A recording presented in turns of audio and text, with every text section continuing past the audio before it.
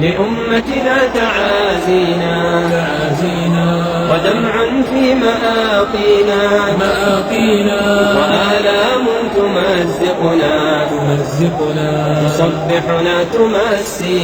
تصبحنا تمسينا. إن الحمد لله نحمده ونستعينه ونستغفره ونعوذ بالله من شرور أنفسنا ومن سيئات أعمالنا.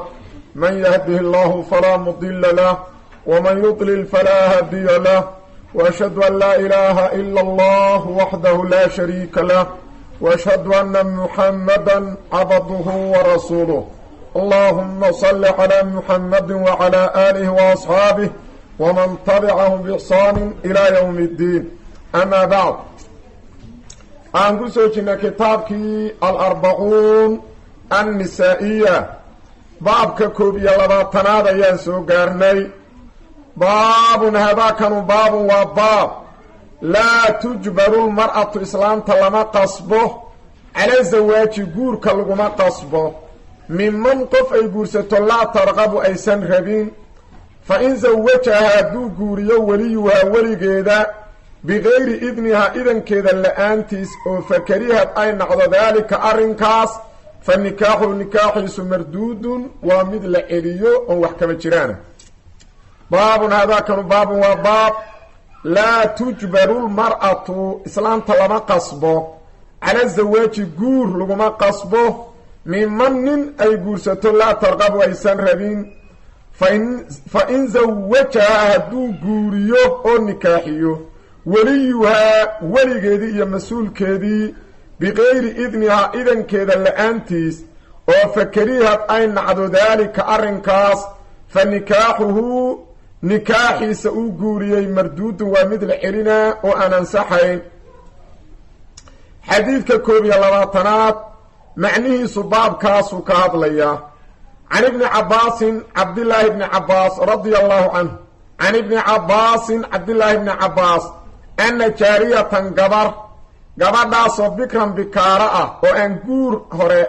aan soo marin oo nin uusan taaban atati nebiya nabigay u timid sala allahu calayhi wasalam fadakarad waxay u sheegtay anna abaahaa aabbaheed zawajaha inuu guuriyey walxaalna uu guuriyey hiya iyadu kaarihatun ay nacaydo. fakhayarahaa gabadhaas nabigu khiyaar ayuu geliyey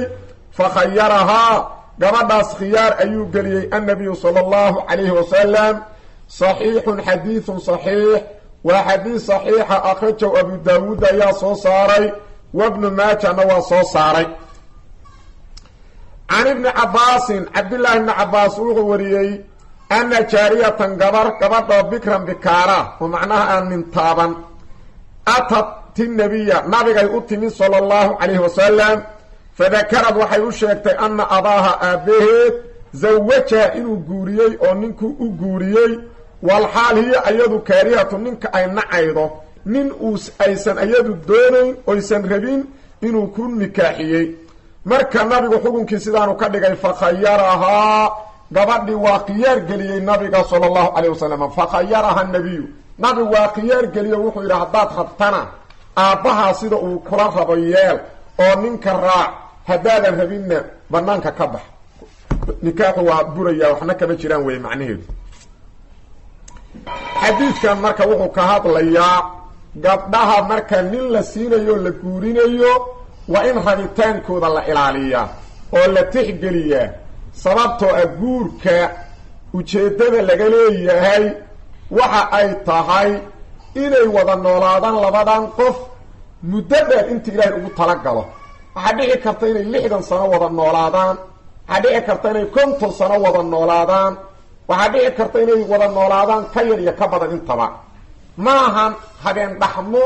oo waxa weeyaan inta dad wax yar shirkaa isku darsada kala tegaya maahan, maadaama aysan ahayn ee ujeeddadu tahay inay muddo dheer wada noolaadaan. waa in marka mawado iyo kalgacalo iyo jacayl iyo israbitaan waa inuu ku dhismaa lagu aas-aasaa. sidaasaa markaa ujeeddadii la rabay looga heli karaa. laakiin haddii marka koowaadba uu ku bilowdo dirqin iyo qasbid iyo dadan israbin in meel la yskugu keeno, laba arrimood unbaa ciribtu noqon kartaa. in marka koowaadba reerkii dhaqmi waayo oo fashil uu ku soo dhammaado marka qarash baxo oo maal fara badanu baxo oo waqti badanu baxo oo dadaal badanu baxo kadib uu ku dhammaado burbur reerkii burburo iyo inuu noqdo dad wada jooga laakiin aan qalbi ku wada joogin ee nolol ciriiri badan ku wada nool oo aan isku kalsoonayn oo aan isku faraxsanayn inay ku wada joogaan marka oo baaba taasuna carruurta xataa ay saamayn ku yeelato oo carruurta ay dhalaan xataa ay saamayn ku yeelato dad cuqdad ku wada nool carruurtay dhalaana raadku ku haraya oo dareemayaan marka waa arrin musiibo ah guurka ilaa wuxuu ugu talagalay dad isjecel israba naxariis ay dhexdooda taallo kalgacalo iyo isjacayl iyo israbitaan uu dhexdooda yaallo ilaahay waa ugu abaal sheegtay mu'miniinta wa min aayaatihi an khalaqa lakum min anfusikum aswaaja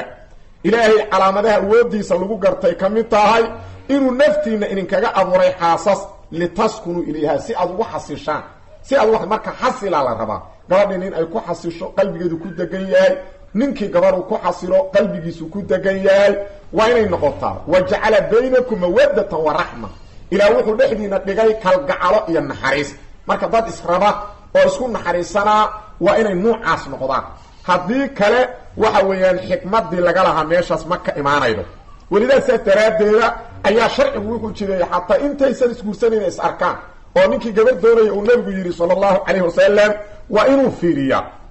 idaa alqa allahu fii qalbi imri'in khidbata imra'a falaa ba'sa an yandura ilayha gabadhii oo marka hore la yidhi ma fiiri kartid haddii doonisteedu qalbigaaga ku soo dhacdo waa inaad fiirido saasaa nebi maxamed leeyahay sala allahu calay wasalam xikmadda ku jirtana waxay tahay haddee qofka uu la noolaana ninkaanu inuu arko gabadhii waa inay doorato qofkan ay la noolaanaydo marka haddii waxa weyn habeen mugdiga qol layskugu keeno dad aan israbin khalaas waxa weyn musiiba dhacayda xikmadii sharcigu uu u jideeyeyne ma imaanaydo markaas ma imaanayso marka gabadha waa in laga tixgeliyaa cidda ay guursanaydo oo ayada khaalihaanshadeeda iyo rabitaankeeda waa in la tixgeliyaa guurkana haddaan laba rabitaan iswaafaqin oo laba doonis aan la helin guur sax ma noqon karo weliga gabadha mas-uulkeeda aabbaheed waa jirkiisa qayb ka mida gabadhaan isagaa laga jaray jirkiisii qayb ka mida weeye hadduusan isagu raalli ka noqonayn bixin gabadhu ma nikaaxsan oo iyadu ninka daba orodo gabadhuna waa gabadhii qofkii la doonayay ninkan inay la noolaato rabitaankeedii haddaan la tixgelin guur saxa ma ahan waxaa la rabaa marka labadaas rabitaan aabbihiina gabadha waa jirkiisii cad ka mid ah wuxuu u doonayaa marka meeshii sharafta ay ku yeelo laheed meeshay ku cisoobi laheed meeshay ku liibaani laheed waa uu u doonayaa dooridaas marka lagama maarmo inay iska tashataa wax suurtogeli kara maaha gabadh kastoo nin iska daba oroda oo aan aabbaheed ku nikaaxin ma nikaaxsana ee nin ajnabi ka ahay gogol u jiiftaa waa eber wey gabadhana ninka ay guursayda waa in idan la weydaa u yidhahdo aabe haddii aabeed nikaaxa awoowe hadduu yahay awoowe waa ku nikaaxina ninka nuucaana kula rabaa ka fiirso bal fiiri waa inuu tixgeliyaa haddaysan diidin markaas uu siiyaa marka labadaas rabitaano gabadhii rabitaankeedii la helo aabbihii ama gabadha weligeedu walaal ha ahaado aabba ha ahaado adeer ha ahaado qofka ilaahay wilaayada siiyey na uu ninkan qofkan la rabo oo labadoodu ay u arkaan gabadhii inay nolosheedii dhaqankeedii wanaaggeedii meeshan ku jiro guurkii saxda ahaa ee la rabay ee sharciga ahaa meeshaasuu ka soo baxaya meeshaas ayuu ka soo baxaya haddii marka gabadha la nikaaxiyo idankeeda la-aanteed gabadhu waa saddex hadday tahay gabar garoob ah oo ayadoo lala tashan la nikaaxiyo nikaax kama jira meeshaas waa eber culummada agarkoodana waxa weyn sidaas ayay yidhaahdeen bal ijmaacay culummadu kusoo naqliyeen gaar ka mid aba sida xaafid ibnu xajar oo kaleeto fatxulbaariga juska 9 safxada 101 wuxuu leeyahay waraddu nikaaxi idaa kaana hayiban fazuwijat bikayri ridaaha ijmaacun ilaa maa nuqila can ilxasani wa can indakhaciyi uyi wuxuu leeyahay gabardha nikaaxeeda hadduu dhaco ayadoon ayada lala tashan oon raalli ahayn ayna gabar garooba tahay nikaaxaas in la ridiyo waa ijmaac marka laga reebo culummada laba nin oo ka mid ah sida xasan basri iyo ibraahim naqaci taabiciyaalka ka mid ah culummada muslimiintoo dhan oo kale afartii madhabood iyo qeyrkoodba saasay isla ogolaadeen marka taas waxay ku tusaydaa wax ansaxaya ma ahan in la nikaaxiyo gabadhii oon lala tashan hadday marka garoob tahay nikaaxaas waxba kama jiraan nabigaa yidhi laa tunkaxu layimu xataa tustamara gabar garooba ma la nikaaxi karo ilaa amar la weydiiyo xataa ma hadday inta amar la weydiiyo la yidhaahdo ninkaan ma lagu siiya oy aamusta lama nikaaxi karo waa inay saraaxo u hadashaa oy tiraa haa waa aqbala nuuca labaad oo kaleoo gabdhaha waa gabar saqiira badanaa soomaalidu ma yaqaaniin gabadhiyo saqiiro oo 3 sano jira nin waa lagu nikaaxi karaa sharci islaamka gabadhiyon qaan gaarin ayaa nin lagu nikaaxina waa sugana waa loo korina waa sugana soomaalida gabalaan oqoona hadda gobolada gabalaan oqoon maahane gobolada gobolkana waa laga yaqaan soomaaliyeed waana sharciya waa sax gabadhiyon gaarin qaangaar oo la guri geynay nikaaxu waa qabana waa loo korina marka waa u sugana marka gobolada Soomaaliyeed gabalan laga oqon gabalna waa laga yaqaan waxana ku tusay gurgaas hadii inuu saxiix waa tii Aisha lagu nikaaxiyay Aisha nabiga sallallahu alayhi wasallam markii lagu nikaaxiyay 6 sano jirta 6 sano jirta markii la nikaaxinayay markii la guri geynayna 9 sano jirta 9 sano ayay jirta marka gabadha mar haday saqiir marka tahay haday abuur 6 sano jira ama 3 sano jira ama 5 sano jira asagu hada wax ma kala doora karaba doorasho ma bale saastarteeda culimada muslimiintu ijmaac ay ku soo naqliyeen gabadha haday saqiir tahay iyadoo lala tashana la nikaaxi karo nikaaxaasuna waa ansaxaya war kalena male waxaana daliil u ah Aisha nikaaxi la nikaaxiyay oo Aisha radiyallahu anha ayadoo jirta 6 sano la nikaaxiyay hadiiska sahih bukhari ayuu ku sugan yahay kitaab nikaax 5134 raqamka imaam nawawi markuu sharxay marka مسلم كان حديث وكيل مركو شرح يقول ليه هذا صريح في جواز تزويج الأبي الصغيرة بغير إذنها حديثا وحو كعد يهي إني بنان تاهي أبوه كبرد الصغيرة ضلطا إنو نكاحي كرو إذن الآن لأنه لا إثم لها حير إذن ملك كبرد إنت جلتا إذن ملك كبرد صغيره ما لو يدينيه فكاسوا وأجمع المسلمون على جواز تزويجه ابنته البكرة الصغيرة لهذا الحديث علماء المسلمين تنوى كو اجماعين إنو يبنان تاهي إنو أبوه النكاحيو قبضة أوضلاي صغيرك حديث كان إنو أدريشدين حافظ حتى لفتركيسو فتح البارقة جوزك شنات صفحة 19 لح إلى 19 تضبط وحيري قال المهلب أجمعوا علماء المسلمين تواكوا اجمعين على أنه يجوز للأبي تزويج ابنته صغيرة أبائن النكاحية قبل ليس صغيرة ضعف الذكر بكارة ضعف بي صغيرة تاي قراب ما أي تاي ملا نكاحي كو وين يقان قارتا قول السوغة سكري أيضين إلا عط مرح هو صغير وانا قراب ولا من نكاحي كو لازم إلا سوغة نقاي مرخص لكن قبل صغيرة ضعف لشيغة وقبل أو بكرة ضعف ولو كانت لا يضع مثله هذا ربطان نقطة قبل اللي قولي جاي كريم مركز هذا ربطان نقطة ولا نكاحي كرا أبونا ونكاحي كرا ضحاوية وحكاشة جاي ابن الشبرمة إنه ديدي أو إذا قبل اللي قولي جاي كرا تيسا هاي نكاح وقبما لكن الصقيرة بها تنتي اللي قولي جاي كرا والنكاح وقبنا ابن الحسن وحكاشة جاي ابن الشبرمة إنه يرمايا قبل صقيرة لما نكاحي كرا إلا يقان قارتو إذن على كل حال قبضوا هذه الصقيرات هاي حديثك صحيحة هي الجماهير تعلمها سيدا أي مرين يفهمين قبضنا الصقيرات آبهيت صور إذا ويدينوا نكاحي كرا أووه إذا سيدا صوكالوي وآبئي أووه walaalku ma nikaaxi karo adeer ma nikaaxi karo inta kale haday gabadh awowgeed iyo abeet noolayn oo waligi uu walaalkeed noqdo ayadoo saqiira ma nikaaxi karo maxaa yeelay naxariista aabe u hayo iyo naxariista awow u hayo walaalku ma laha walaalka waxa ka naxariis badan aabaha iyo awowga sida qaalibka aabaha iyo awowuhu gabadha ayaday ka fakarayaan meesha danteedu ku jirtay la raadinayaan sidaas darteeda ayagu way ka duwan yihiin dadka kale waana ka xaq badan yihiin laba gabdhoodaan sheegnay gabadha garoobka iyo midda saqiirada gabadha qaangaarka oo bikadana oo guur soo marinina taaban weligeed haddii la nikaaxiyo ayadoon la idmin horta sunnadii nabiga waa la khilaafay shaki la'aan sababtoo ah nabiga sallallahu alayhi wasallam wuxuu yidhi walaa tunkaxu lbikru xataa tusta'dana gabadha bikrada lama nikaaxi karo ilaa idan la weydiiyo ma la nikaaxi karo nabi maxamed ayaa yidhi sallallahu alayhi wasallam nabi maxamed ayaa yidhi xadiiskana saxiix bukhaari uu ku sugan yahay raqamka 5136 marka waa in idan la weydiiya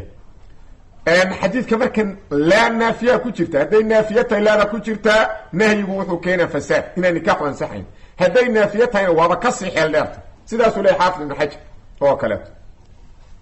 marka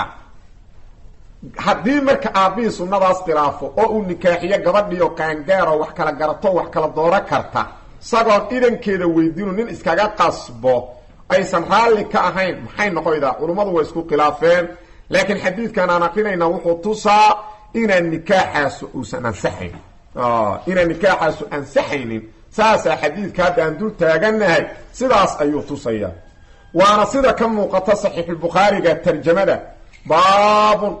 laa yunkixu labu wakayruhu lbikra wathayiba ilaa biridaahuma bukhaari baabkaas u qabtay oo uu leeyahay baabkan wuxuu ka hadlaa aabbaha iyo mid kale midkoodna ma nikaaxi karo gabar bikra iyo mid garooba midnaba ilaa raalli inay yihiin maahane inay raalli yihiin maahan haddana isla baabka ku xig uu ka dhigay baabun idaa zawaja arajulu ibnatahu wahiya kaarihatun fa nikaaxuhu marduud baabkan wuxuu ka hadlaa ninku gabadha uu dhalay hadduu nikaaxiyo ayadoon rabin ninkaas nikaaxaas waxba kama jiraan waa marduud culamada muslimiintuna waxay yidhahdeen fiqu lbukhaari fi taraajumi fiqiga bukhaari waxaa laga qaataa tarjumooyinkiisa iyo abwaabtiisa marka sidaasuu caan uga dhigay sidaas darteeda gabadha waa inaan la nikaaxin ayadoon ayada idan la weydiin waa inaan la nikaaxin ayadoon gabadha ayada idan la weydiin xikmadii dhammaa oo guurka laga lahaa ayaan meeshaas ka soo baxayn marka waa inaan la nikaaxin ayadoon idan la weydiin sidaas weeyaan aabbayaalkana nuucaas ay fahmaan can ibni cabaasin radia allahu canhuma can ibni cabaasin keliya kitaabka igu taalla can ibni cabaasin ana jaariyatan gabadha bikran bikaara atat nabiya nabigay u timid sala allahu calayhi wasalam fadakarad waxay u sheegtay gabadhaasu marka fiiri nabigay u timid gabadhaas nabigay u timid waxay taasu ku tusaydaa caruurka hadduu culummo u yimaad oo uu weydiiyo waalidkiis wax ku saabsan dhib uu ka tabana oo yidhaahdo aabbahay ama hooyadeeya saas i yeeshay sharcigu ka qabaa caasi kuma ahan sidaas caasi kuma ahan fiiri hadda gabadhaas nabigay u timid waxa ay ka sheeganaydana waa aabaheed marka caasinimo hadday tahay nabigu wuxuu dha caasida tahay aabbaha wixii uu ku yidhi warra ka soo celin marka caasinimo ma ahan arrin oo dhib qofku ka dareemayo waalidkiis hadduu uga yimaad inuu sharciga ogaado bal kuu ka qabaa sharcigu oo uu weydiiyo culummadu yidhaahdo sharciga islaamka kuu ka qaba aabbaa saas i yeelay ama hooye marka sharcigu saas waa ogoliye waxay kaloo kutusaydaa gabadhu masale hadday u baahato inay culummada u tagto aado ama telefoon ka wacday weydiida tiraado masalada sharciga islaamka kuu ka qabaa waa shay mubaax ah waana kalaamka la ogol yahay ana jaariyatan gabar bikran oo bikaara atati nabiya nabigay u tagtay sala allahu calayhi wasalam fadakarad waxay sheegtay ana abaaha aabaheed zawaja inuu guuriyey walxaal hiya iyadu kaarihatun ay nacaydo fakhayaraha nabigu khiyaar uu siiye wuxuu yidhi haddaad rabtana aabbaha ninka uu ku siiyey raac haddaad rabtana ka tag nikaaxu sidaasay ugu dhammaanaydaa uu noconaa macnuhu xadiiثu صaxiixu waa xadiis صaxiixa akhrajahu abu daawuuda wabnu maaja ayaa soo saareen baabun haadaakanu baabun waa baab laa yasluxu ma suubado an tashtarida almar'atu islaamtu inay u shardido lisawjiha ninkeeda anlaa tatazawaja inaysan guursayn bacda mowtii geeridiisa ka gadaal baabun haadaa midkaanu baabun waa baab laa yasluxu ma suubado an tashtarida almar'atu islaamtu inay shardido lisawjiha ninkeeda ay u shardido anlaa tatazawaja inaysan guursan bacda mowti dhimashadiisa ka gadaal xadiidkan 22aad wuxuu ka hadlaa baabkaas macnihiisa way xadiidka soo socda wuxuu ka hadlaa marka gabar iyo nin hadday isguursadaan sax ma ahan inay shardi ay la gasho oo ay tiraahdo shardi waxa haddaad iga dhimato nin kale guursama shardigaas sax maaha waxa weeyaan guurka ilaahay baa jideeyey ilaahi weyna wuxuu og yahay baahi iyo dareen dadka ku jira inuu yahay arrintan oo lagama maarmaan ah dariiq saxa haddaan lagu gudana waxaa dhici karta dariiq faasida in lagu dhaco sidaas darteeda waxa weeyaan guurka waxaa ku jira dhowrsanaan ninku waa ku dhowrsan yahay gabadhu waa ku dhowrsanta waxaa ku jira ubad in la helo haddii ilaahay ugu talagalay wanaag badana waxaa ku jira isweheshi nolosha inay wadaagaan wanaag badanaa ku jira guurka sidaas darteeda gabadha inay shardi ninkeeda uu sii sheegto oy u ballan qaado oo ay taraa waxaan kuu ballan qaadaa haddaan kaa hormaro inaanan ninka kaa dameeyo guursayn shardigaasu waa faasid hadday xataa ballankaas gashay waa ka baxe maaha mid la oofinayo hayla shardigu hadduusan sharciga waafaqsanayn ma banaana in la oofiya hadday awal ballankaas la gashay oo ninkii uu dhinto ninkay rabtay guursay shardigaas waa shardi faasida sharci islaamkuna shardigu hadduu faasid yahay ma banaana in la oofiyo oo ay tiraa shardigaasan galay baabun haadaakan baabun waa baab laa yasluxu ma subado an tashtarida almar'atu islaamtu inay u shardido lisawja ninkeeda anlaa tatasawaja inaysan guursan bacdahu gadaalkiis can ummi mubashir waxay nabiga ka wariday ana nabiya nabiga sala allahu calayhi wasalam khadaba wuxuu doonay imra'ati lbaraa ibni macruur xaaskii baraa ibni macruur ayuu doonay nabiga sala allahu calayhi wasalam fa qaalad waxay tidhi innii aniga sharadtu lisawjii ninkaygiyaan u shardiyey anlaa atasawaja inaanan guursan bacdahu gadaalkiis nabigaa doonay sala allahu calayh wasalama islaamtii uu ka dhintay albaraa ibni macruur markaasay waxay tidhi aniga zawjkaygiyaan shardi la galay waxaan u ballan qaaday asaga gadaalkiis inaanan guursayn fiiri fa qaala nabiyu nabigaa yidhi sala allahu calayh wasalam ina haadaa shardigaasu laa yaslux ma subado waxaas wax saxa maahan shardi saxa oo diinta islaamka ku suuban maahan shardigaasu saasaa nabi maxamed yidhi sala allahu calayh wasalam xasanu haadaakanu xadiidun waa xadiidkoo xasanu wanaagsanoo xasan ah akhrajahu dabaraani ayaa soo saaray fii mucjam lkabiir wasaqiir mucjam lkabiirna waa kitaab uu dabaraani leeyahay mucjam saqiirna waa kitaab kale labadoodaba uu ku soo saaray can ummi mubashir ana nabiya sala allahu calayhi wasalama khadaba wuxuu doonay imra'ata albaraa ibni macruur nabiga sala allahu calayhi wasalama wuxuu doonay islaamtii uu ka dhintay albaraa ibni macruur fa qaalat islaamtiya waxay tidhi innii aniga sharadtu waxaan u shardiyey oon u ballan qaaday lisawjii ninkayga anlaa atasawaja inaanan guursayn bacdahu gadaalkiisa hadduu dhinto fa qaala nabiyu nabigaa yidhi sala allahu calayh wasalam ina haadaa shardigaas iyo ballanqaadkaas laa yasluxu ma subado wax diinta islaamka ku wanaagsan maahan wuxuuna hadduusan diinka islaamka sax ku ahayn shardi faasidaa laydhaa ma banaana in la oofiyo iyo in la ilaaliyo akhraj xasanun xadiidun xasanu waa xadiis xasan darajadiisu tahay akhrajahu dabaraaniyaa soo saaray fii mucjam lkabiir iyo wasaqiir mucjam saqiir xadiidkan wuxuu noo caddaynayaa gabadha ninkeeda sax ma ahan inay u ballan qaato gadaalkaa guursan maaha wax ka dambayn doono warkama ay haydo waxa weeye waa inaysan ka hadlin bacda mawtihi guurkeeda iska daydo hadday ballankaas u qaadana ballan saxa maahan mana banaana in la oofiya ballankaas ma banaana sax maahan gabadhu iyadaa fiirin bacdahu markii ninkan uu ilaahay oobsado ka gadaal hadday u soo baxdo inay guursatana waa guursaneen hadday u soo baxdo inaysan guursanina guursame hadhow sidii u soo baxday yeele laakiin guursamaa inay u ballan qaadaa sax maahan hadday u ballan qaadayna uma banaana inay ballankaas oofido ma u banaana oo sax noqon ma sababto a waxaa ka imaana tabatul wax la yhaha sharci islaamkuna tabatulka ma ogola guurka in qofku ka go-o yidha anugu cibaadadan u go-a waxa weeyaan mana guursanaayo sax maaha ma banaana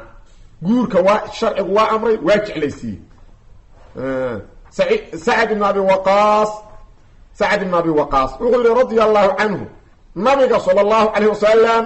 cuhmaan ibnu madcuun waa ku ridiyo waa ka diday tabatulka macnaha tabatul waxaa la yidhaahdaa qofku inuu yidhaha anigu cibaadan iskaga go-ayaa mana guursanayo wuxuu yidhi walow adina lahu hadduu nabigu u fasixi lahaa cuhmaan ibnu madcuun oo u dhihi lahaa waa ku banaanyi cibaada iskaga go-a ha guursan laqtasayna waaba isdhufaani lahayn xaniyahan iska bixi lahay si aanaan dareen u yeelan oonan guur ugu baahan laakiin nabigu markuu u diiday aan ogaanay inaan la ogolayn tabatulka islaamka ka mid maahan marka qolooyinka kirishtaanka wadaadadooda ayaa arrintaas sameeyaan ayagana dulli unbay ka dhaxlaan oo qaar ka mida siday waxa weeyaan xumaantaas inta oo diin la-aan tahay ku dhaqmeen waxay leeyiin waa go-a cibaadan u go-a raahibaa noqona kiniisadu iskaga jira marka dambe waxa weyan gabdho sidaas oo kale iyagana kiniisada waxaa iska galaan guurka ka go-ay dhexdooda inta zina ka dhasho ay caruur halkaas ku dhalaan markaas haddana ay yidhahdaan waa fadeexan u dhacayda culummadii ummadaan ahayn meeshaana ilma aanan sharci ku dhalina joogay ilmahana dilan kaasay kiniisada ku aasan marka qof kastoo sharciga ilaahay khilaafa dulligaasa u dambeeya inta zinaysto haddana caruurkii dilay haddana aasay waxa weeyaan dulligaasoo dhan diin la-aanta iskale saas darteeda guursanaada aad leedahay wax ka dambayn doono war kama haydi waxaa waa inaadan ballan qaadin haddaad ballan qaaday inaad oofidaan ma banaana ee inaadan oofin diinkii ah inaadan oofin ayaa diinta saxda aheed laakiin gabadha markii zawjkeedii dhinto ayada masaalixdeedii danaheeday fiirin wa khaasatan carruur hadduu uga tegoo kale hadday ayadu u aragto inaysan isku oofi karin carruurtan inay tarbiyeydo inay waxbarto inay korido iyo nin inay guursato carruurteeda waa u bambixi kartaa ajar weynna weliba ka heli carruurteedaas oo ajar weyn ah ku soo arooray gabadha laga dhintay ee carruurteeda agoonta u istaagta ee daryeelata ajar weyn ah ku soo arooray tusaale laba xadiid haddaan baraarujina xadiidka abu yacla uu musnadkiisa ku wariyey abu hurayra ayaa wariyey xadiidka wuxuu yihi nabigeena suuban sala allahu calayh wasalam ana awalu man yuftaxu lahu baabuljanna albaabka jannada qof loo furo anaa ugu horeeya yihi nabigu sala allahu calayh wasalam ilaa annahu ta'tii imra'atun tubaadirunii wuxuu yihi marka la ii furo islaan ordayda oo inay iiga hormartaba rabta imaanay wy waa hadday jannadiide nabi maxamed ayba la tartamay sala allahu alay wasalam fa aquulu lahaa maa laki mananti markaas wa maxaad aheed aan idhaah maxaad aheed xaalkaa wuxuu yahay markaasay waxay tidhahdaa ana imra'atun qacadat calaa aytamli aniga waxaan ahay gabar fadhiisato macnaha guurkii ka fadhiisatay agoon aan leeyahay darteed ilaa agoontaas imisay gabadhaas u geysanaydaa danteeda nafteeda baahi badanay qabtay waxay uga go-aydaa inay carruurtaas dar yeesho inay iyaga korido inay tarbiyeydo inay iyagu wax noqdaan markaay nafteedii u xabistay marka ilaahi weynaa subxaana wa tacaala wuxuu gaarsiiyey jannada nabi maxamed marka loo furo qofka koowaad ordaayo inay noqoto marka ilaahi weynaa saas marka gabdhaha agoonleydana inay xadiidkaas fahmaan oo ajarkaas nigeystaan insha allah xadiidka kalena cawf ibnu maalik alashjaci ayaa wariyey wuxuu leeyahay nabigeena subanaa yidhi sala allahu calayhi wasalam ana wamra'atun safcaau lkhadayni kahaatayni yowma alqiyaama aniga iyo gabar oo labadaas daan madow ku leh waxa weya dandaro waa gabar agoon koriday dandaro kala kulantay sida muuqata maalinka qiyaamaha sida labadaas faroodaan noqonaynaa farta murugsatada iyo midda ku xigtaa nabigu taagay sala allahu calayh wasalam saasoo kalean noqonaynaa wuyi waa islaan oo nabigu wuxuu ihi ninkeedii ka dhintay oo sharaf laheed qurux laheed oo nafteeda u xabistay agoonteeda ilaa ay ka koraan ama ay ka dhintaan marka saasay jannada iila sinayda fartaas marka labada farood farta dhexaa wax yar dheer ilaa nabiga qofna lama sinaa karo farta dhexaa wax yar dheer marka xadiidkaasna abu daawuud ayaa kitaabuladabka ku wariyey marka ahlucilmiga gabalna xasan ayay ka dhigeen marka haddii marka gabadhi ayadii ay dareemto istiraahdo maanta carruurtaada iyo iskuma keeni kartid guur oy u go-do ee ma ahan inay iyadu ballan kaleeto oofinaydo ee ay carruurtaas dooratana way yeeli kartaa ee ilaahayna abaalkaas u diyaariyey ilaahayna abaalkaas ayuu diyaariyey dadka agoonta koriya oo daryeela xataa agoontaad dhashay wey wax ajarkaas lagu helaya sidoo kale waxaa dhici karta gabadha inay si kale iyadana ay u fakerto oo waa maxay ninkan hore ay waxay rabtaa aakhiro inuu zawjkeedii noqdo ilaa gabadha jannada markay gasho hadday gabadha muslimaadta ay dhimatoy jannada gasho nin halin hadday guursatay ninkiina jannada galay ninkaasaa zawjkeedii ah labadooda isku zawj haddii kalena mid kale ilaahay siin uusan jannada isagii gelin marka hadday laakiin dhowr nin guursatay kee marka aakhiro zawj u noqonaa kii ugu dambeeyey wey kii ugu dambeeyey wey waxaa caddaynaya mucaawiya bin abi sufyaan ayaa wuxuu soo doonay uma darda ayuu soo doonay markii uu ka dhintay zawjkeedii abidarda saxaabiga jaliilka ahaa marka uu soo doonay umu darda waxay tidhi aniga waxaan maqlay abadarda oo leh nabigaan maqlay sala allahu calayh wasalam oo dhahaya ayuma mra'atin tuwufiya canha zawjuha gabar kastoo ninkeedu ka dhinto oo ninkeeda la oofsaday fatasawajat bacdahu oo kadib nin kala guursata fa hiya liaakhiri aswaajiha ragga ay guursatay ninkii ugu dambeeyey ay iska leedahay aakhiro wamaa kuntu laaktaaruka calaa abidarda adigoo mucaawiya oo saxaabi zawjkeeduna waa saxaabi waxay tihi adiga mucaawiya kaa dooramaya abidarda marka waxaan rabaa aakhiro inuu zawjkayga noqdo abudarda saas darteeda nin ka dambey guursamayo mucaawiya marka warqada usoo diray wuxuu ku yidhi waa yahay soonka laasim soonku shahwadu baabi'iyahe hadaadan guursayn soonka sunnada iska badso khamiista isniinta oo kale iska soon wey xadiidka dabaraani ayaa mucjamul awsadka ku wariyey juska 3 275 sheekh naasirna wuxuu ku saxiixiyey silsilatu xadiisi saxiixa raqamka 1281 xudayfah ibn yamaan laftirkiisa radiyallahu anhu islaamtiisa wuxuu ku yiri in shi'ti an takuni zawjati fil janna fala tazawwaji ba'di daad rabto xaaskayga jannada inaad noqoto aniga gadaalkay ha guursan fa inal mar'ata fil jannati li aakhiri azwaajiha maxay gabadha jannada markay gasho raggay guursatay ninkii ugu dambeeyay leedahay adduunka raggay guursatay ninkii ugu dambeeyay wuxuu yiri falidaalika harrama Allahu ala azwaaji nabiy sallallahu alayhi wasallam an yankihna ba'dahu satarteeda ilaahay ugu diiday oo uga xaaraantinimeeyay nabi maxamed xaasaskiisii gadaalkiis inay guursadaan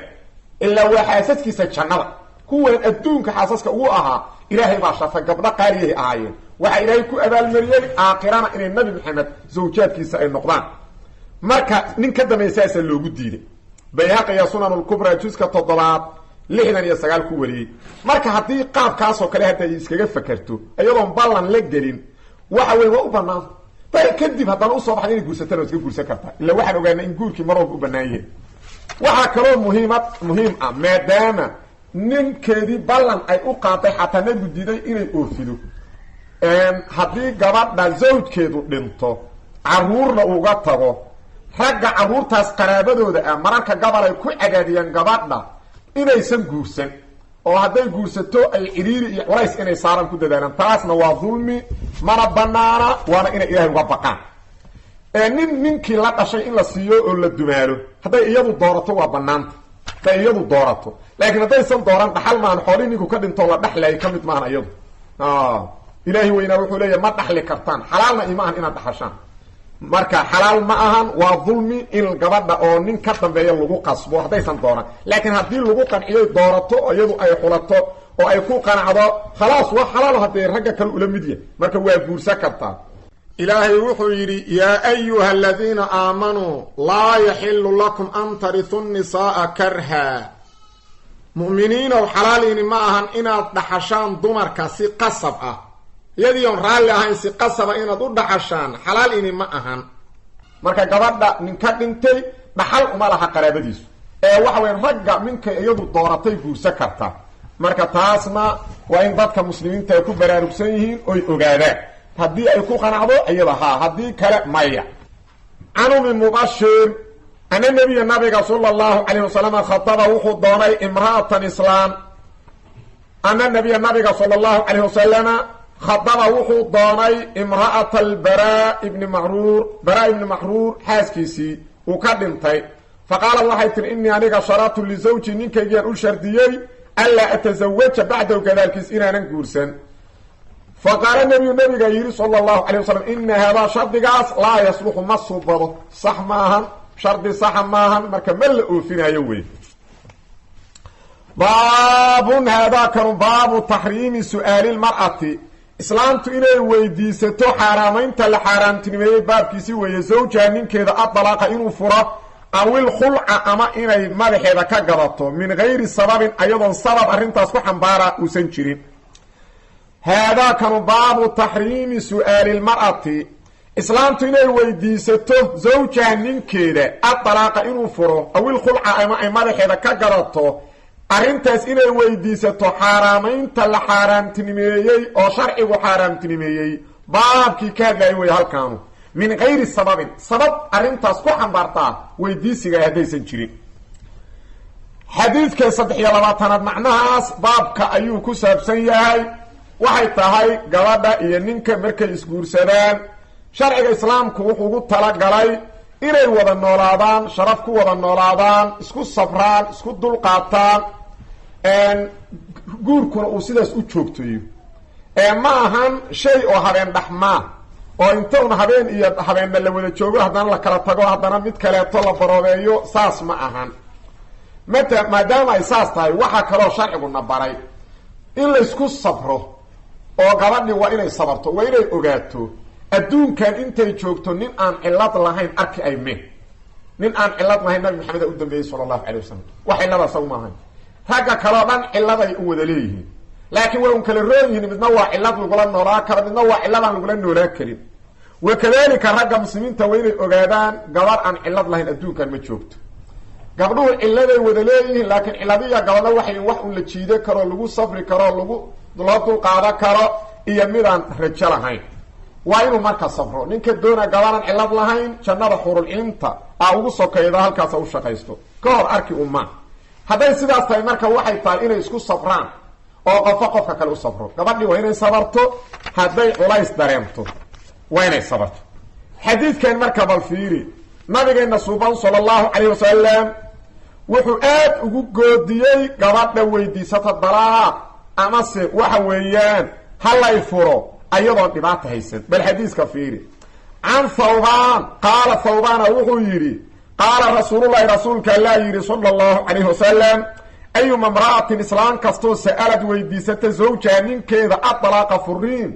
fii gayri maa ba'sin dhib la-aan ayadoon dhib haysan fa xaraamun xaaraan waxaa ka hor laga xarimay calayha korkeeda raa'ixatuljannati jannada carafteeda iska da inay janno gasho ee jannada carafteeda heli mee 500 sano meesha loo socdaana jannadu ka soo carafta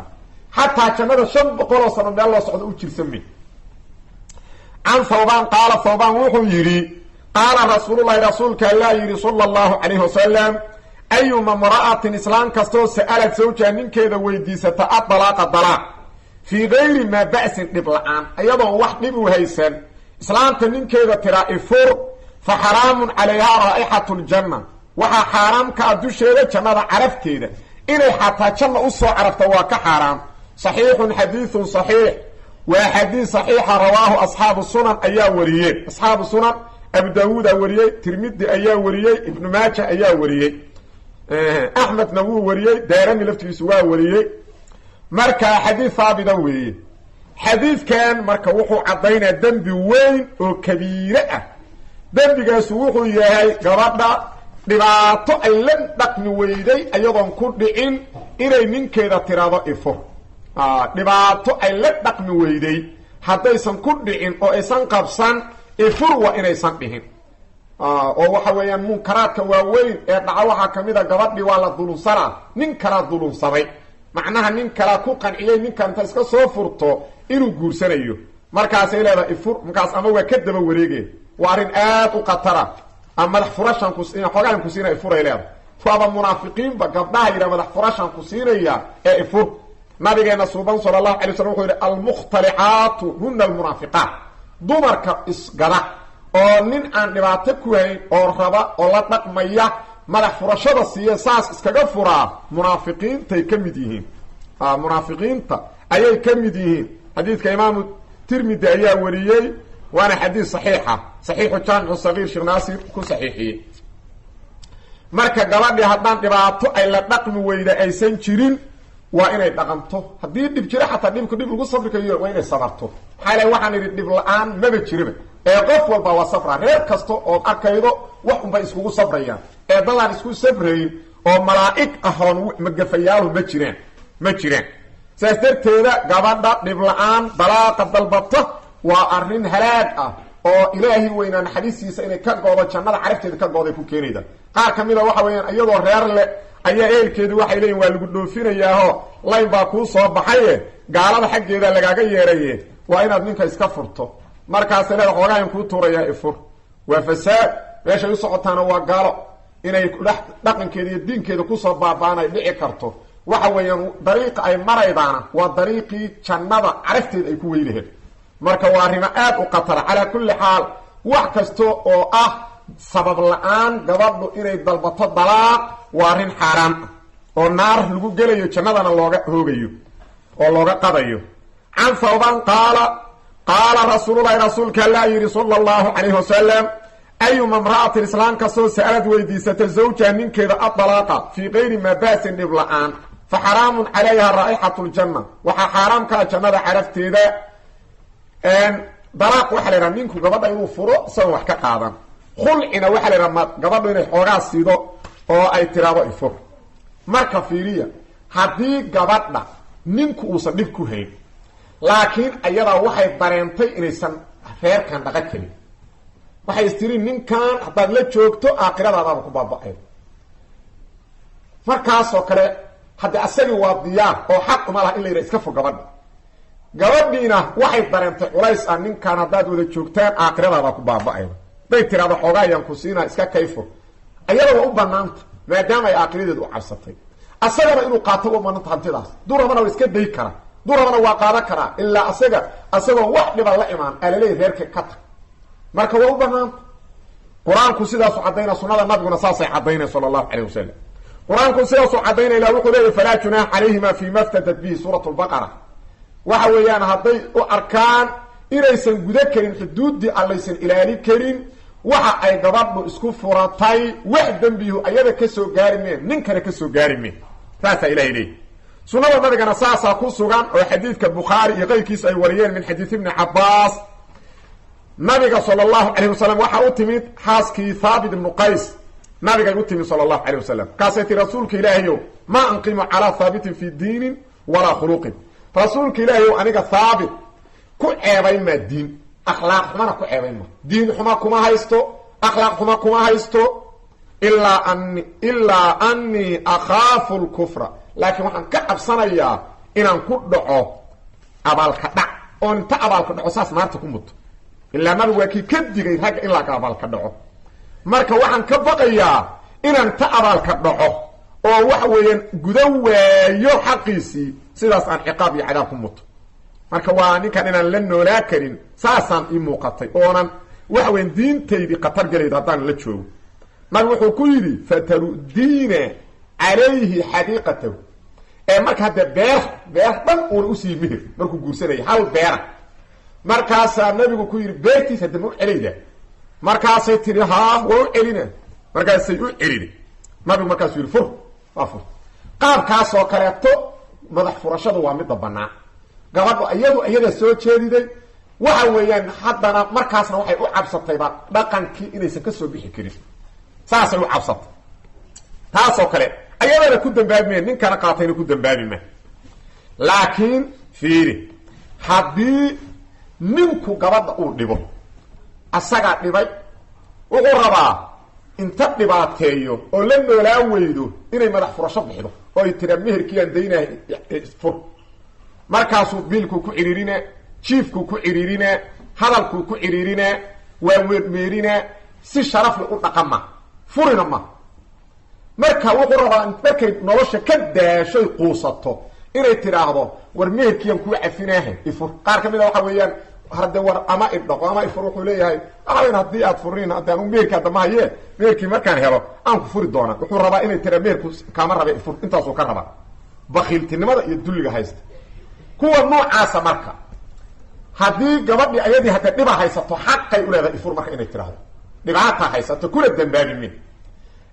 hadday hantideeda isku furatana waa laaluush ay bixidayoo ay madaxeedii ku furanaydo ku dambaabimeen laakiin asagu xaaraan qadcan uu qaatay mana u banaana haddii hadhow qaadi sharciga la helana waa in laga soo qaada maalkaas gabadha inta isagu dhibaato ku hayay haddana inuu madax furasho ka qaato waa xaaraan qadcana ilaahay weynaa wuxuu leeyahy subxaana walaa tacduluuhuna litadhabuu bibacdi maa aataytumuuhuna ilaa an ya'tiina bifaaxishatin mubayina ilaah wuxuu leeyahay war gabdhaha dhaqankooda ha meermeerinina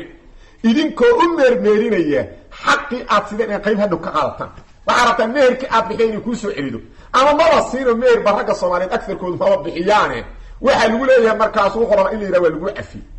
kun goor hadday gabadhu ku laabato waa kuu cafiye xafiis maaha mar haddii dariiqaas lagu yahay arrinta isagaa dhibay isagay ka dhaqmi weysay isagaa xaqeedii diiday markaasuu leeyahay ii cafi haddaa rabtaan ku fure ha cafis ma yaallo xaaraan buu haystaa xaqaasna dulmiyuu ku haystaa waana ka xaaraan waana waajib in laga soo celiyo marka taasoo kale waa noocaas ilaahay weynaa aayaddaasuu ku caddeeyey ahlucilmiguna saasay u caddeeyeen ibnu qudaama wuxuu yidhi fa amaa in cadala zawjatahu hadduu isagu meermeeyo xaaskiisa wa daarahaa bidarbi watadyiiqi calayha aw mancihaa xuquuqaha min annafaqati waalqasmi ama uu dhibaateeyo waaba dilaa mararka gabad waa cidhiirina noloshuu ku cidhinaa xuquuqdeedii u diidaa biilkuu ku cidhiirinaa jiifkuu ku cidhiirinaa wuxuu doonaa waa maxay litaftadiya nafsaha minhu inay madaxeeda ka garatuu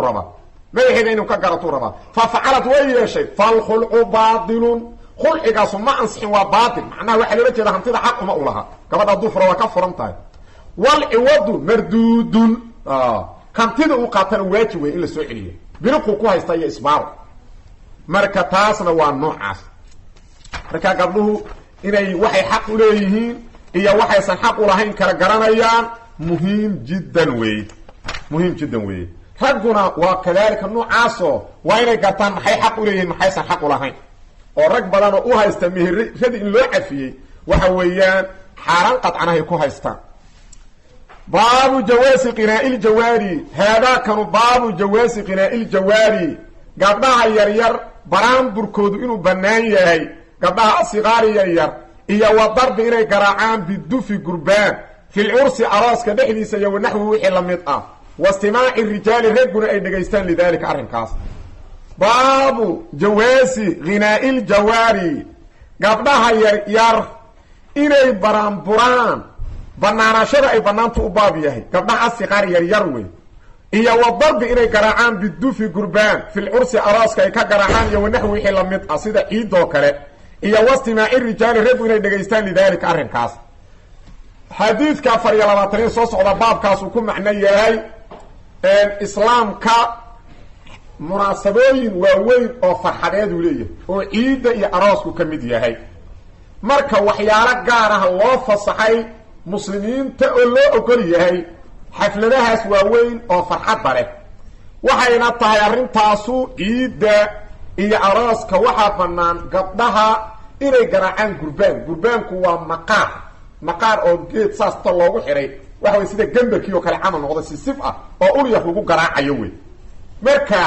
inay waxa weyn gabdhuhu ay baraanburaan oo baraanbur aan munkar ka hadlayn waxa weeyaan aan xumaan sheegayn ay baraanburaan oo ay gurbaankaas garaacaan arooska waana bannaan yahay ragguna xataa waa dhegaysan karaan masaladaasu xadiidkaanu ka hadlaa baabu haadaakanu baabu jawaasi qinaailjawaari gabdhaha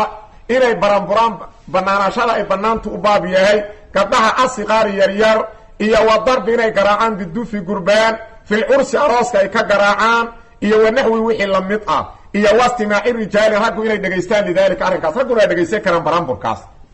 qaalat rubayc bintu mucawid oo gabdhihii ansaartay ka mid taha qaalad waxay tihi rubayc bintu mucawid ibni cafraa jaa nabiyu nabigaa yimid sala allahu calayhi wasalam fadakala waa soo galay xiina buniya markii lay guri geeyey habeenkii la guri geeyey subaxii u yimid oo aroosyada maalinta habeenkii la guri geeyey maanta ka dhameeya ay dhigan jireen waqtigii saxaabada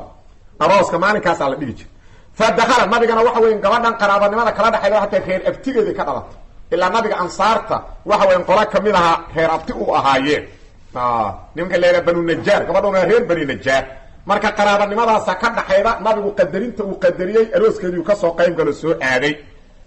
fadakala nabigaa soo galay xiina waqtigii buniya lay dhisay oo macnaha habeenkii lay gurigeey wey xiina buniya calaya habeenkii markii lay dhisay fajalasa nabigu waa fadhiistay calaa firaashii gogashaydiiu ku fadhiistay ka majlisika minii meesha hadda aad iga fadhido oo waxa weyan raawiga xadiidka ay ka warinaya u sheegay leeda meeshaas daad fadhidoo kale meel ii jirta ayuu fadhiistay meeshaasoo kale u fadhiistay fa jacalad waxay gudagaleen juwayriyatun gabdha yaryar waa jamcu jaariya juwayriyatun waa gabar yar oo waa jaariya oo la taskiiriyey juwayriyaat gabdha yaryar gabdhahaasoo lana annaga noo sugnaado ansaarta ka mid ah yadribna inay garaacaan bidufi gurbaanay garaacayeen arooska gurbaanka loo garaaca waxa weeyaan waa bannaan yahay waa sharci wayandubna inay ammaanaan man dadkii qutila la dilay min aabbaai xaala yihiin yowma badri aabbayaalkaygii beder lagu dilayna ay ammaanaan oo ku baranburaan inay ku baranburaan oo ay ammaanaan saasay gudagaleen taasuna baraanburkii inuu bannaan yahay gabdhaha arooska ay ka baranburaan ama saciidaha ay ka baranburaan id waqtigaas qaalad waxay tihi ixdaahuna middood wa fiina nabiyun yaclamu maa fii qadin gabadha waxay ku soo dartay ammaantii wa fiina nabiyun dhexdayada waxaa jooga nabiyun yaclamu og maa fii qadin waxa berri dhacayo fiiri kelimadaas marka waa qalad nabigu waa maqlaa baraanburka waa dhegaysanayey gurbaanka waa dhegaysanayey laakiin kelmadan qaladka maya ma uu yeelayo munkar nabigu ma ogolaado markuu maqlay fiiri faqaala nabi wuxuu yidhi daci hadii deeta kelmadan ka tag waquuli dheh biladii hadalkii kunti adeed taquulina mid tiraad hadalkii hore wad gabadhan arooska aabayaalkeed ama waxa weeyaan waxaa tiraa waa inin nimid waa idin soo salaamnay ilaahay baana barwaaqiyey saasoo iskaga baranbo saas ku baranbo laakiin kelmadan waa kelmad qalad ah ha ku hadlin waxaa kaloo sugan riwaayad kale nabigu inuu yihi sala allahu calayhi wasalam laa yaclamu ma fii qadin ila allah waxa berri dhacaya alla maan cid kale ma oga cid kale ma oga dabraaniga mucjam al-awsadka ku wariyey ibnu xajarna fatxulbaariga wuxuu ku leeyay sanadkiisu waa xasan bayhaqi sunan al-kubra ayuu ku wariyey juska 789 nabigu inuu yidhi laa yaclamu ma fii qadin ila allah waxa berri dhacaya ilaahay keliya og nabi maxamed xataa ma ogiyu leey ka waran markaasaa mid xuma wax sheega meeshaan fadhiya ama islaam wax sheega meeshaan fadhiyadaad leedahay waxa weeyaan qofkaygu goormuu raysaa goorma ka waran baadideydii meeli jirto waa dalaal xadiidkaas marka wuxuu noo caddeeyey inay u bannaan tahay dadka muslimiinta ah markay aroosayaan gabdhuhu inay gurbaan garaacaan ay baranburaan waa inay saas ay u bannaan tahay waxay u bannaan tahay una waa gabdhaha arrintaasna xadiis badan ayaa caddaynayda bukhaariga waxaa ku sugan saxiix bukhaariga kitaabu nikaax raqamka 5163 caaisha arooska qayb gashay markaasaa nabigu yidhi sala allahu calayh wasalam maa kaana macakum lahwa cayaar maxaad samaydeen arooska haddaad tagteen fa ina alansaara yucjibuhum lahwa ansaarta xooga cayaarta waa jeceshahay saasuu nabigu ku yidhi sala allahu calayh wasalam saasuu nabigu ku yidhi nabigu mar wuxuu ku yidhi waxaad tidhaahdaan ataynaakum faxayaanaa waxayaakum ha baraanburya waa inin nimid ilaahana na nooleeyo na baaqi yeelay idinkana inin baaqi yeelay baraanbur iska saxa wey oo aan munkar ku jirin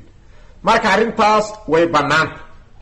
waa ay bannaan tahay laakiin waa in la ogaado yay u bannaan tahay koo gabdhahay u bannaanta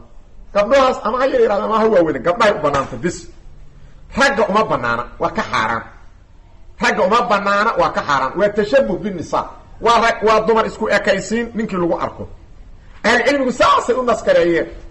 sidaas ay u naskareeyeen shekhulislaam ibnu taymiya raximahullah istiqaamada juska koobaad safxada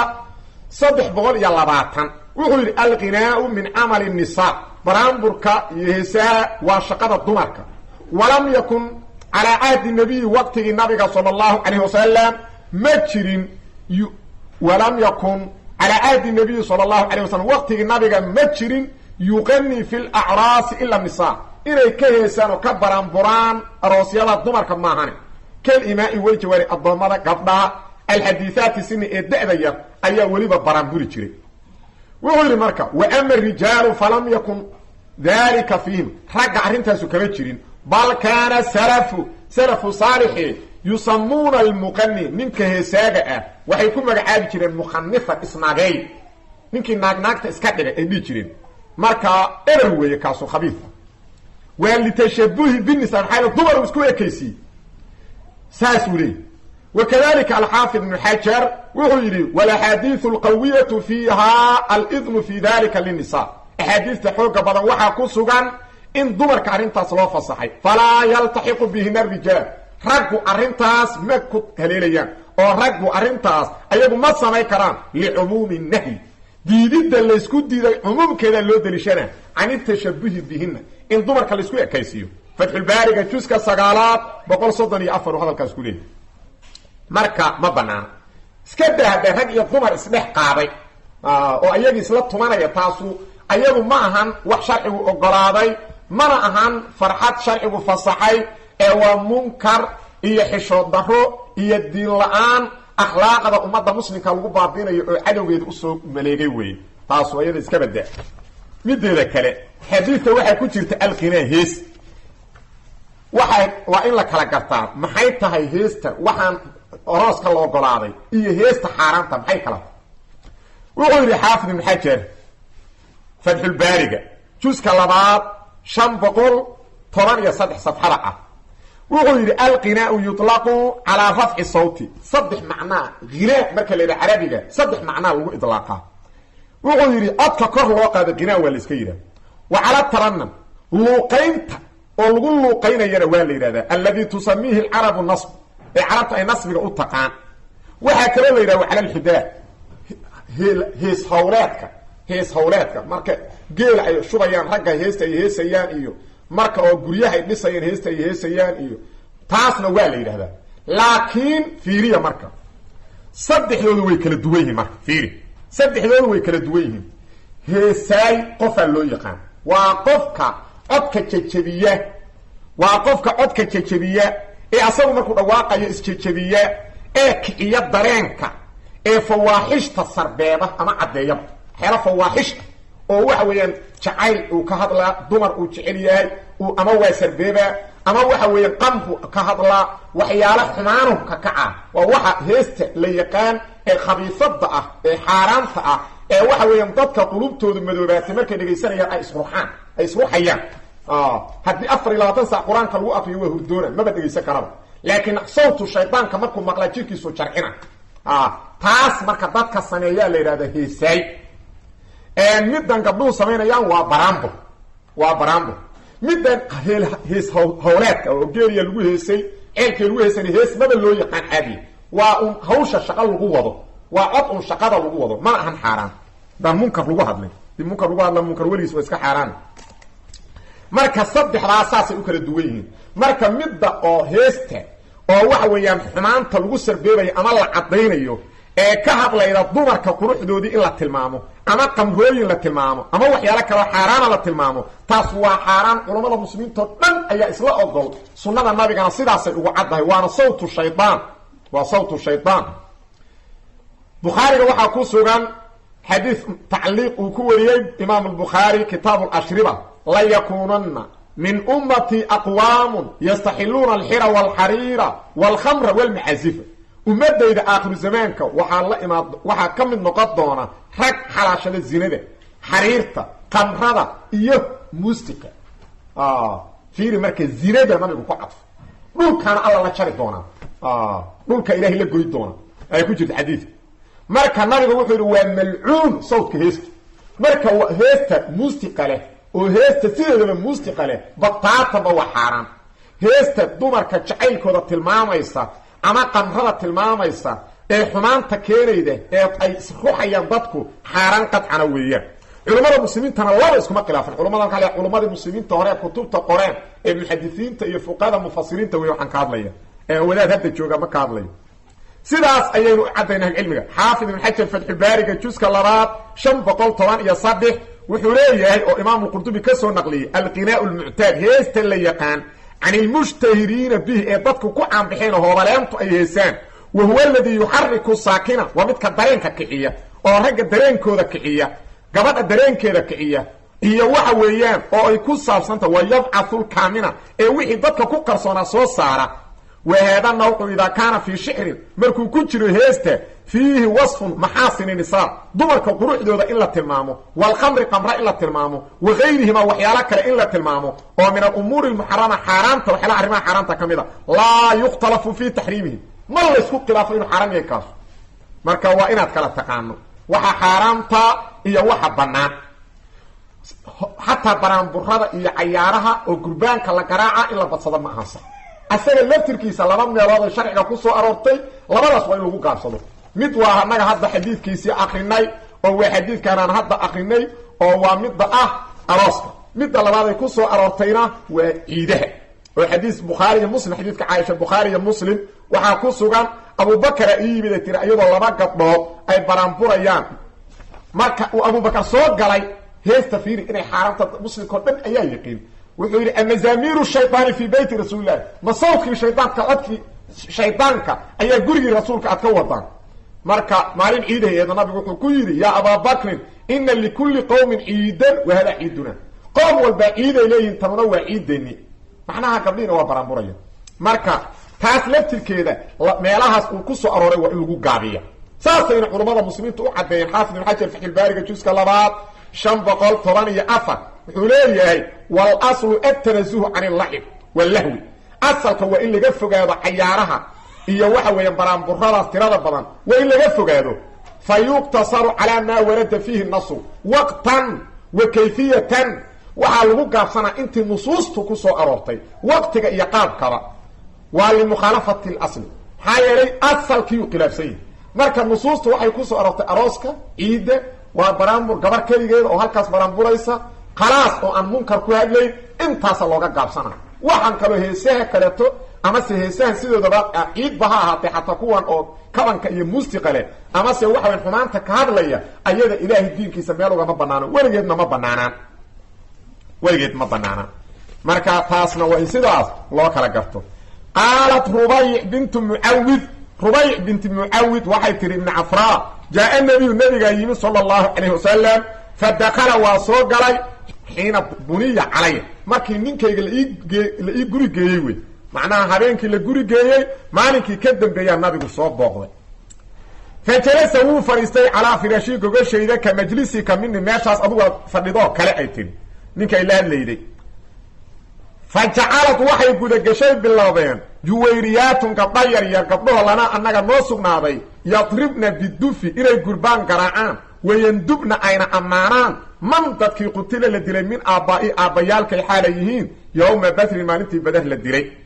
id waqtigaas qaalad waxay tihi ixdaahunna gabdhihii mid ka mid ah wa fiinaa dhexdeenna waxaa ku sugan nebiyu nabi yaclamu og maa fii qadin berri waxa dhacaya waxa berri ku sugan nabi og aan nagu dhex jira oo nala jooga fa qaala nabi wuxu uhi daci hadii tan ka tag hadhihin waquulii waxaa tiraa biladii hadalkii kunti ahe taquulina mid yidhaahda waxa berri dhacaya alla keliyaha og cid kale ma oga ee hadhihin weeye hadhihin akhrajahu xadiidka bukhaariya soo saaray aljaariyatu jaariyadu alfatiyatu waa gabadha dhalinyarada min annaasi dadka xaalay ka mid tahay aljaariyatu jaariyada alfatiyatu waa gabadha dhalinyarada min annaasi dadka xaalay ka mid tahay juwayriyatun waa taskiiru jaariya marka ugu horayda gabadha waxa la yidhaha jaariyatun waa la yareeyey markaasa la juwayriya gabar yarey jaariyatun waa gabar oo yar gabadha markay da-du yartahay waxa la yidhaha jaariya waa la taskiiriyey juwayriyatun gabar yar alay الله سبحانه وتعالى أعلم